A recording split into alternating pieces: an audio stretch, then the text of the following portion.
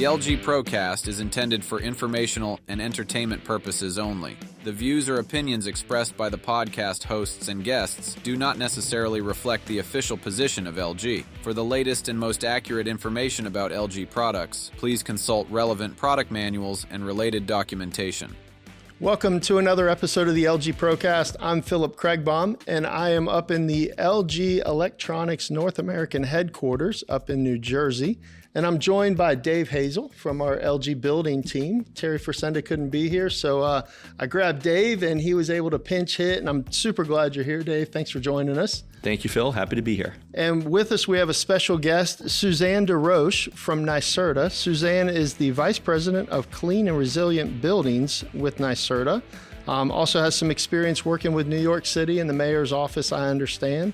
Done lots of great work there with their building initiatives. So Susanne, Dave, thanks both for being here. Susanne, if you would, just give us maybe a little bit more of your background bio, and then tell us about NYSERDA. What do you guys do? What's it all about? For those of us not familiar with your organization as much.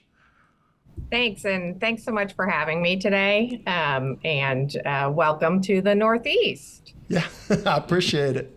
Sure.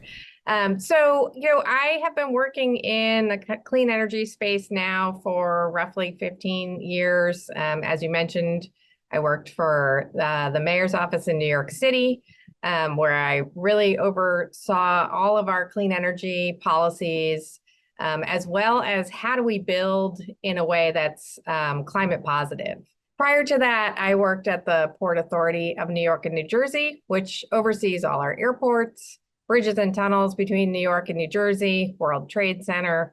And there, I worked on our post-Sandy rebuilding. So, I've had a wide experience of really large capital projects, as well as now at NYSERDA, thinking about how we're going to transition our homes and our businesses, where we work, where we play, to be cleaner and healthier spaces. Awesome. So tell me what NYSERDA does on a day-to-day basis, if you would.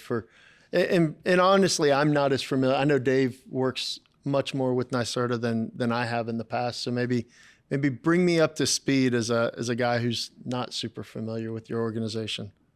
Sure.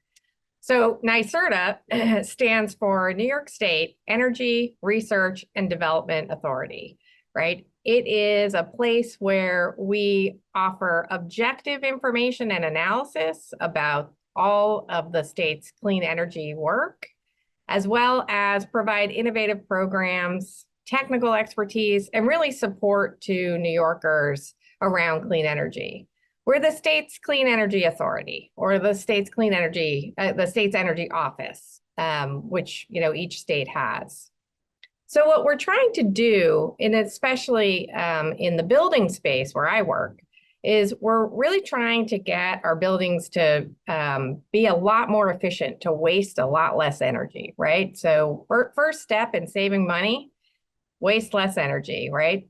Secondly, we want these buildings to use renewable energy, either that's on site where the building is, or that's part of our system. And we have a very robust large-scale renewable program, including offshore wind, large-scale solar across the state. And that's all in service of meeting what our Climate Act envisions for us. So that is a kind of sweeping legislation that we have here in New York State, which says that we need to build out a zero emissions grid by 2040. And reduce our greenhouse gas emissions 85% by 2050, right? You hear these numbers from lots of different states and cities. Really, NYSERDA is here to help the state achieve those goals. And now, obviously, some of that involves the rapidly advancing heat pump technology and LG and what we've been doing to develop systems and methodologies to help with what your mission is about, too. Tell me a little bit about, or us a little bit about, how heat pumps play into NYSERDA's future and what their vision is as to what heat pumps can do to make a difference. Yeah, so I'm going to start a little broader and then we'll zero into the technology. The way that we're looking at this transition is that we really need to modernize our buildings, right? So anytime you're doing a renovation or your heating system or cooling system is nearing the end of its life, we want that to be replaced with clean energy appliances and equipment like heat pumps, right? This is the way that we can really upgrade and make our spaces cleaner, safer, more comfortable, as you all know, one of the big benefits of heat pumps. One of the easiest ways to do this transition is through new construction. And we'll talk a little bit about, renovation in a bit, but just wanted to focus on, the easiest way for us to get our buildings to be cleaner and not to rely on fossil fuels is to build them that way from the start. So wanted to highlight that in 2023, the state passed our zero emissions new construction law, which goes into effect for small buildings first and larger buildings a few years later. What I think is really important about that law is it starts to use this equipment, like heat pumps, as standard business as usual. And I think that will have more benefits across the industry, where as people get more comfortable with the design and the engineering, more comfortable with the installation in new construction, it will help the industry grow in retrofits and upgrades of buildings. And to support that, NYSERDA has developed many programs to help get that word out and encourage adoption from a decarbonization, electrification standpoint. Can you describe some of the programs that NYSERDA has worked on that have launched or are planning to launch, if you could even get there, to help initiate that growth as well? Yeah, sure.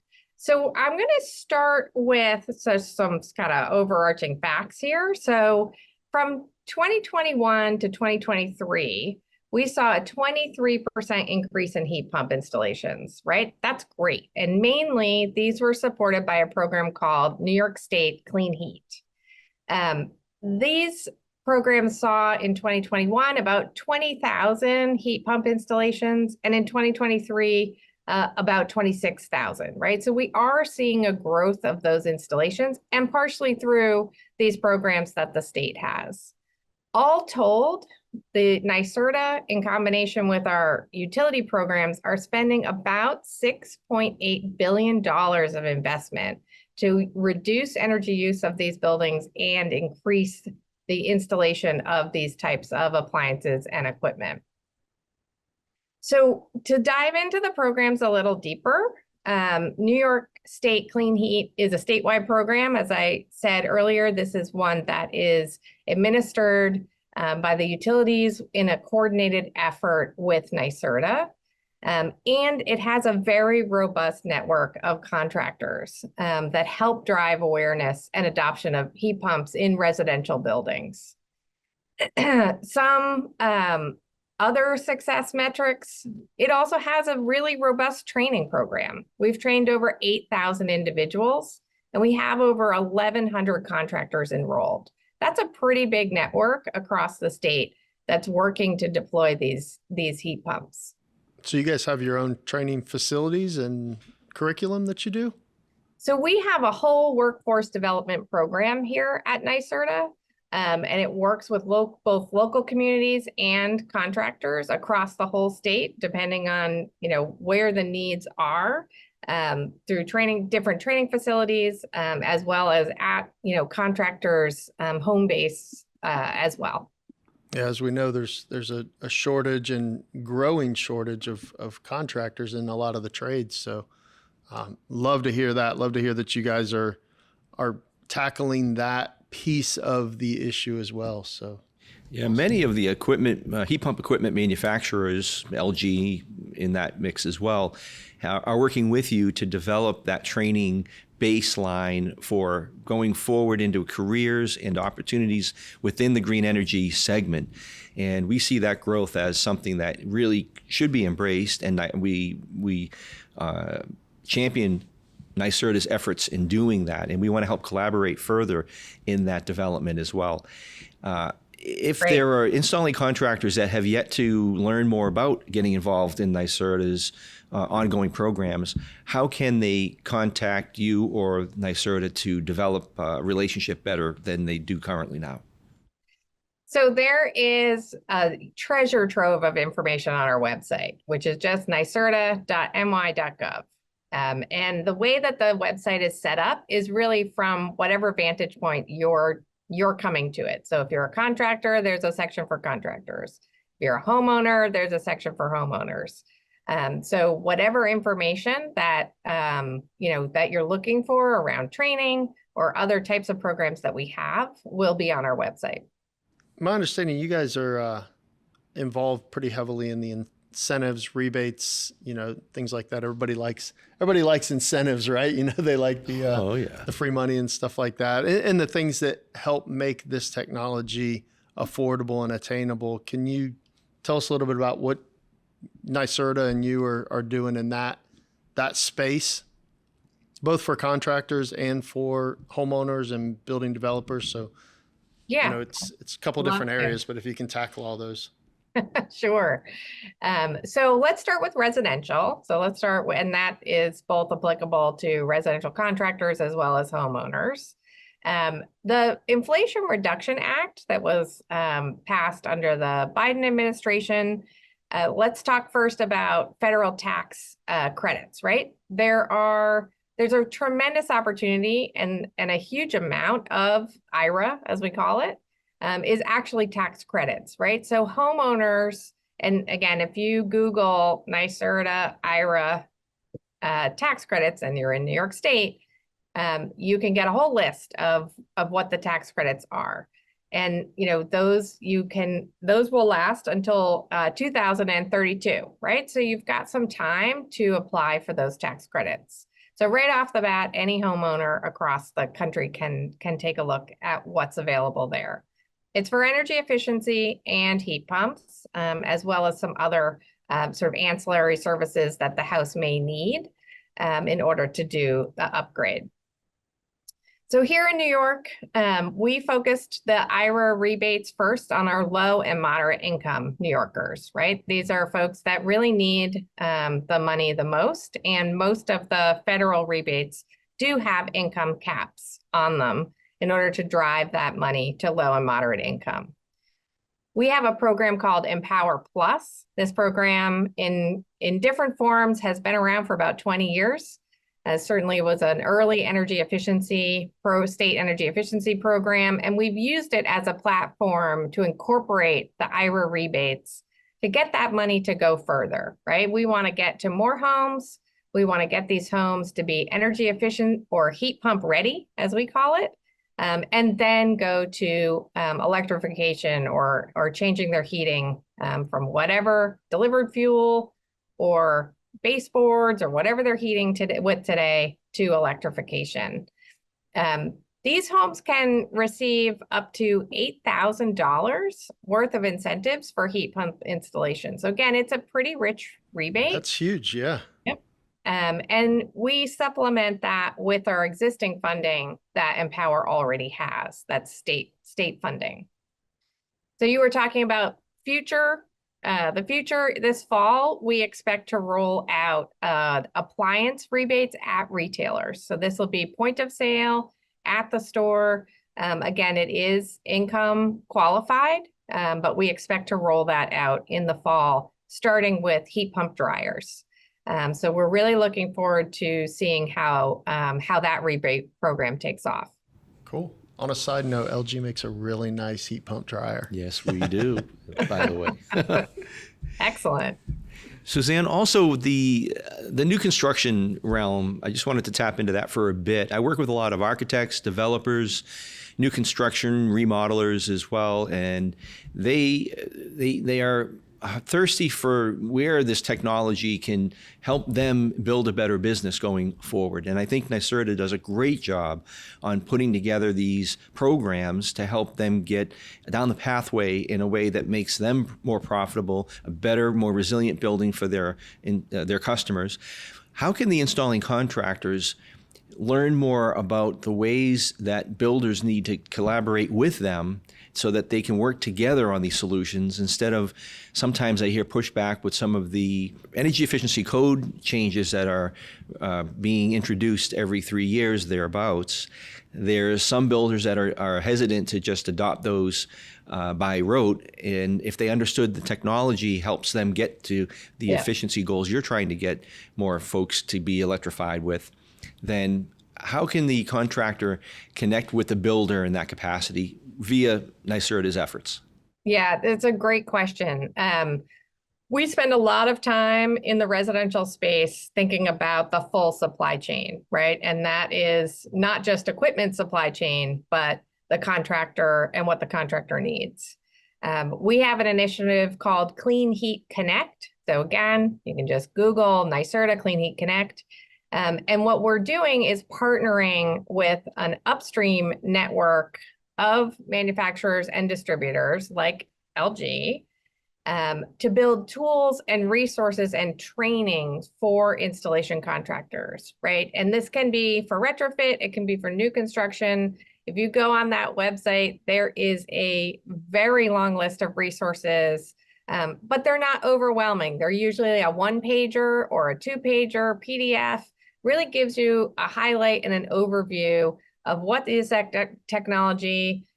We do a lot of work around how to do right sizing of equipment, right? This is a big issue. Huge issue. We want to make sure that the homes are as efficient as possible first, and then that equipment does not get oversized. So there's lots of resources there that we make available through this network. So what's important about the network is that we're hearing from the industry, both the manufacturers and distributors, as well as the contractors. Gosh, we don't know what to do about X. And then we take that feedback in, we develop resources, and we put them back out into the market, and they get updated, right? I mean, we know this is a fast-moving industry. Things are changing. We're learning more and more as more of these installations happen. So we want to make sure that those resources are up to date. We also have this really cool tool called the Heat Pump Planner. I don't know if either of you have seen that, but it's an interactive tool, which really helps. I think it's like a first step, right? It helps the homeowner. It would help a contractor that isn't in this space yet, that just wants to get the basics.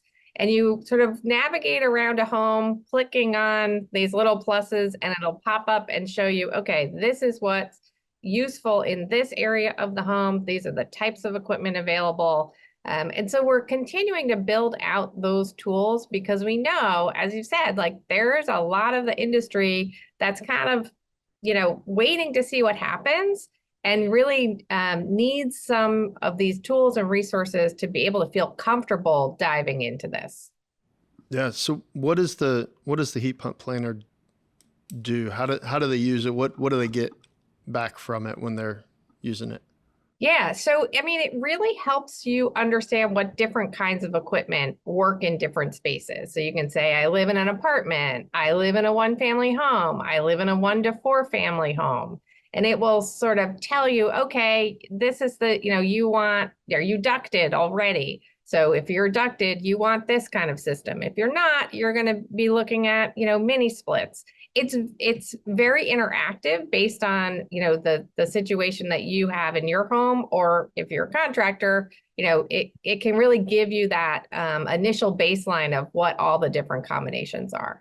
Yes, I was introduced to this a couple of weeks ago. I just didn't put 2 and 2 together that's what you're speaking about. Yeah, that is a really cool program to run through.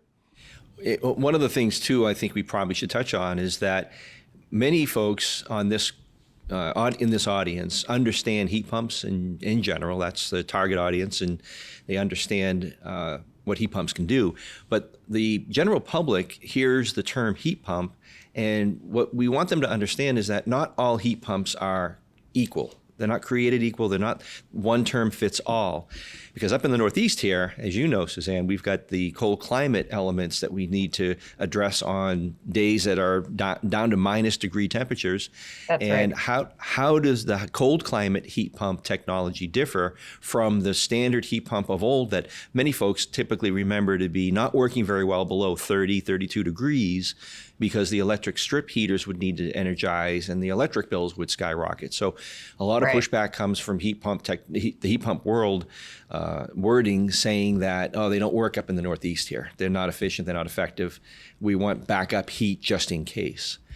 Unnecessary, as we know, in this technology development and evolution. Today's heat pumps are not your daddy's heat pumps any longer by any means. Has NYSERDA taken that technology knowledge into the program design and implementation? Yeah, absolutely. Just sort of focusing in again on our Empower program, which is for the most part a weatherization energy efficiency program, but we are working to incorporate heat pumps.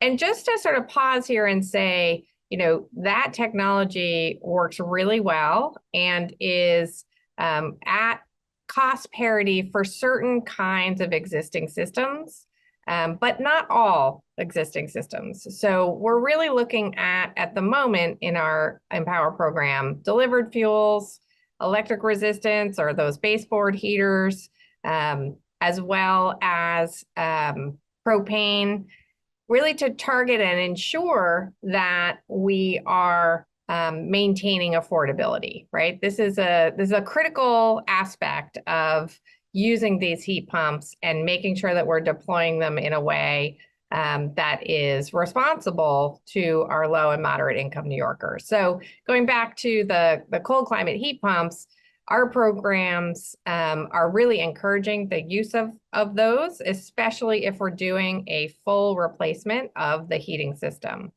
And just one other aside here that we haven't really touched on is that in some homes, it also is providing cooling that either the home didn't have cooling or had inadequate and inefficient cooling. This is incredibly important as we see temperatures going up, and our low income and our elderly. These are vulnerable populations that in the summer we want to make sure have a certain amount of cooling for critical health reasons. So it's another piece of this transition that I think is really important for us to talk about. Yeah, and I love the approach that you guys are taking, as we try to transition, especially older houses on retrofits, and we're in a colder climate. If you have an older home that's 50, 60 years old, the wind blows and, all your heat gets blown right out of it. Right? We've got to look at weatherization, tightening up these homes. We've got to look at, improved windows and improved insulation. And it sounds like you guys are tackling that as well, because, to your point, if you have an old home, a heat pump may not be able to deliver enough heat if we don't address the structure first. And, somebody said on a different podcast to me, let's bring the home to the system. So, instead of just putting in a giant heat pump that can provide enough heat, granted, we can make a heat pump that put out as much heat as you want. It may just be a ridiculously huge system, but could be pretty expensive to operate also. It is. So, I love the approach that let's look at the whole thing. Absolutely. Let's look at weatherizing this home, making it more efficient. So now I can do it with a reasonably sized heat pump. So the technology that I'm using is far superior to maybe the old, gas furnace or whatever they were using.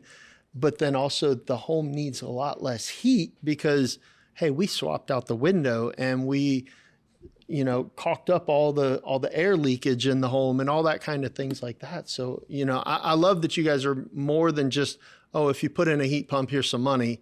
It's let's look at the big picture and actually make the structure better. And then on top of that, let's heat it and cool it much more efficiently. So yeah, kudos. You guys are doing great work. Thank you. Yeah, we call it efficiency first. It's an efficiency first, and we're making these homes heat pump ready. right? And that comes first, so that, we're really using the technology to its most efficient design. I have to go here with this question, and it's one that I get constantly from installers and end users occasionally too. And that is the grid ready for all this electrification to be an onslaught and coming so rapidly, so fast? Will the transition over to electrification be able, are the lines ready? Is the power into the homes, into the communities able to handle all this electrification? Electric cars, whole home electrification. We've got battery, we've got wind, we've got solar, we've got different methods, but you're on the inside in that question. How could we have that answer be something to reassure folks that the grid is actually adapting and able to handle this electrification movement? It's a great question. So I have a few things to say about that. First and foremost, we are at the beginning of this transition. And so, we have a lot of opportunity here to ensure that we're doing the appropriate level of planning. And just, great timing here. Recently, Governor Hochul kicked off our state energy plan process, right? So this convenes a board, and we will update the state's roadmap really to tackle questions like this, right? To build a clean and resilient and affordable energy system. This is top of mind and is just launched and is happening in New York State right now. When we think about the grid, in many places of the state, during the heating season, we're using very little electricity. Now that's not universally true, but there are in lots of parts of New York State room on the grid in order to use more electricity in the winter. Now, just like today, folks need to have emergency plans, right? If you live in a home with a boiler that has an electric pilot, you will lose heat during a power outage because you won't be able to relight your boiler. So you have an emergency plan, and folks need to adapt that emergency plan as we go forward. And that may include some supplemental heat. That may include having, a wood stove in your home that in the coldest days of the year, you supplement heat. We see that across Northern Europe, where heat pump deployment is very widespread, similar climate to us in the Northeast, as well in Maine. Very high per capita penetration of heat pumps. In some places, people do choose to have supplemental heat, and there's nothing wrong with that. That can be part of your emergency backup plan. I love that you brought that up because I hear that pushback, right? So we're having the conversation and somebody's either legitimately pushing back or playing devil's advocate, asking questions, and they say, well, I have to have backup heat. What if the power goes out? And, to your point, if you have a gas boiler or furnace and you don't have electricity, there's nothing to turn that fan motor anyways. Just because you have a gas furnace doesn't mean that you have heat when the power goes out. So, you've got to have some sort, in a climate like New York, you've got to have some sort of a backup, especially if you're at a high risk for that health wise. But, one thing about the new heat pumps, the inverter heat pumps, is that they're very easy to run on things like small backup generators, or That's even right. better, a battery backup system like an LG ESS system. So we can actually run that full heating system off of a battery or something like that. So Until power is restored. yeah. Yeah. So I love that you brought that point up because that's one of those things that I think a lot of people are like, well, I don't want to go all electricity because what happens when there's a power outage? Well, you're already there. You're really not making a change in that aspect. You're already at that same risk level. So, let's take that objection and set it to the side, if you would say. Yeah. I'm really glad you brought up the use of backup power, especially if one is replacing your entire heating system. You certainly can have your HVAC contractor working with your electrician, have part of your home be on backup power, right? You can be strategic about it. I'll give you an example. My parents have a backup generator. They live in New Hampshire, and they have just a couple of things that can plug into it, like their refrigerator, for instance, so that they don't lose everything in the freezer. We can do the same thing, again, strategically. I'm not suggesting you have a backup generator for your entire home, although some people do choose to do that. But you can have that designed as you're doing that installation. So, there's a number of options, but I do want to say that, we are in a transition. We are working very hard to bring on large clean energy resources onto the grid. And there are a lot of people working on how do we make that robust and how do we increase the resiliency of our energy system. All right, so I got a question. You take your crystal ball, Uh-oh. and you look 5 years and 10 years down the road, and thinking specifically residential heat pumps. What do you see different in 5 years or 10 years down the road than we see right now? Because you're kind of into Sure. the planning side of things more than a lot of the contractors. We live in today. What does today look Right. like? Well. People like you get to look into the future and help us plan for where we need to be and where we go. What would you say? Sure. Well, let's just say crystal balls are crystal balls. Of course, Hold me of course. to it. I'm going to start in a couple of places. One, we're just going to see increased efficiency and increased improvement of the operations, in particular in the shoulder seasons, right? So, we know these cold climate heat pumps are working well on the coldest days in the winter. We need them to be as efficient in the shoulder seasons as possible, right? We want there to be the possibility of the heating systems and other types of systems to help with grid strain. So how we make the home connected to the grid and controlling how we're using the energy and having folks have the ability to dial up, dial down based on what's happening on the grid is going to be really important. So I see that in the future. We're also really excited about plug and play technologies. So we have a program right now called Clean Heat for All. I don't know if either of you have heard of this. It's a great partnership between us, NYPA, which is the New York Power Authority here in New York State, and New York City Housing Authority, or NYCHA, which is our biggest public housing in New York City that houses hundreds of thousands of New Yorkers. So what we're doing there is a challenge to manufacturers to build a heat pump that goes in the window and plugs into a regular outlet. That'll provide heating and cooling and allow NYCHA to not have to replace some of their very large legacy boiler steam boiler systems. So, this is in its infancy. We have, I believe, 72 units out in the field now being tested. But ultimately, NYCHA has committed to purchasing 30,000 of them, right? This is fantastic technology. It's obviously doesn't work everywhere, but I think will help folks be even more comfortable with having heating and cooling right there in one piece of equipment. So I think technology advancement is part of this equation and how we make progress faster. And lastly, I think, again, going back to where we started, using less energy in general, we've just launched a heat recovery program that we're looking for new technologies for large buildings to help do more efficient heat recovery, right? We're pumping a lot of heat out into the atmosphere.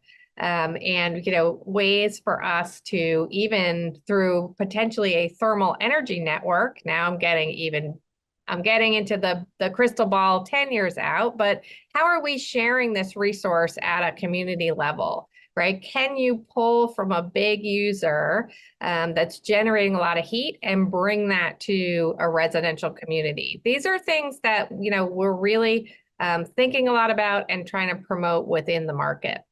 Awesome. That's futuristic, and that's fantastic to know that's on the horizon. I'm just glad that there's really smart people like Susanne that are out there thinking about stuff like that, because my brain doesn't go there. So I'm glad for people like you. Thank you. Dave, anything that you want to?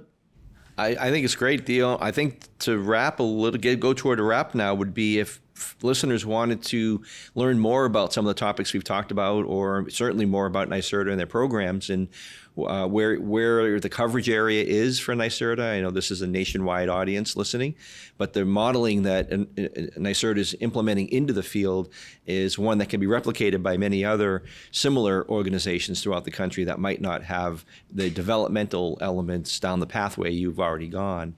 How would they reach out to you or to NYSERDA and find out more? Yeah, so as I said earlier, take a look at our website, so nyserda.ny.gov.